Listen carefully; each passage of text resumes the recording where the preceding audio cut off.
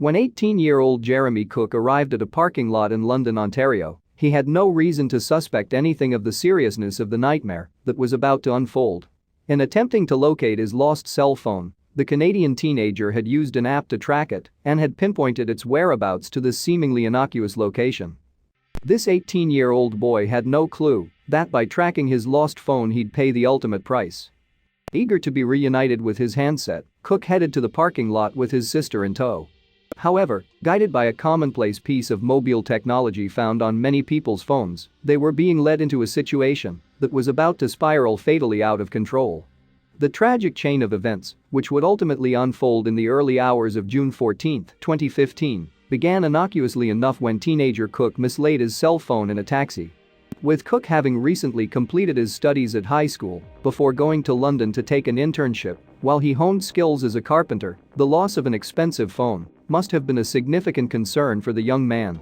So in a bid to track down the lost handset, Cook, originally from Brampton, Ontario, turned to one of mobile technology's most useful security features, a tracking app. The app, known as Find My iPhone, allows its user to locate their missing handset from another device. It uses GPS to show the location of the lost handset on a map, helping those who have misplaced their phones to track them down.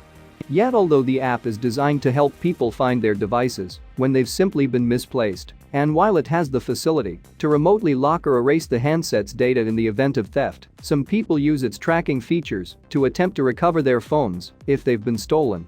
Canadian police advise that in the event of theft, an individual using the app should contact the authorities rather than trying to find a stolen phone themselves, particularly if they have any reason to suspect that things might get violent.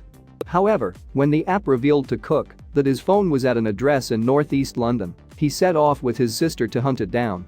When they arrived at the pinpointed location, Cook encountered a trio of men in a Mazda sedan. Some sources suggest that at this point the men confronted Cook, while others claim that he approached the men himself in the hope of reclaiming the phone. What happened next, however, is clear. When the three men attempted to leave the scene in their car, Cook grabbed onto the side of the vehicle. Shots rang out, and Cook was hit several times and died at the scene. The crime shocked the local community, with friends of Cook taking to social media to express their disbelief at the events that had taken place.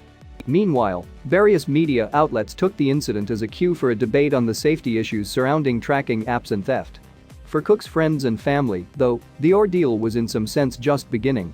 With the car and the stolen phone being found abandoned near the young man's body, the hunt was on to catch the thugs capable of committing such a callous crime. Weeks after the shooting, a man drowned in the Rideau River, Ottawa, while attempting to evade capture by local police who had been pursuing him. The man was later revealed to be Muhab Sultan Ali Sultan, who had been wanted in connection with Cook's death. Then, after a country-wide arrest warrant was put out on him, second suspect Mohammed Ibrahim Sale gave himself up to police. A third suspect, as yet unidentified, is believed to be still at large. While the authorities work to bring the perpetrators of this crime to justice, they are at a loss to explain how or why such violence could have stemmed from something as relatively minor and everyday as a lost phone.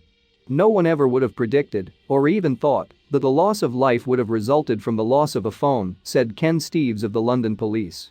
While applications such as Find My iPhone can be a useful way of tracking down your mobile device, if you've misplaced it in your home or at a friend's house, Cook's story is a tragic reminder to think twice before using the technology to confront thieves.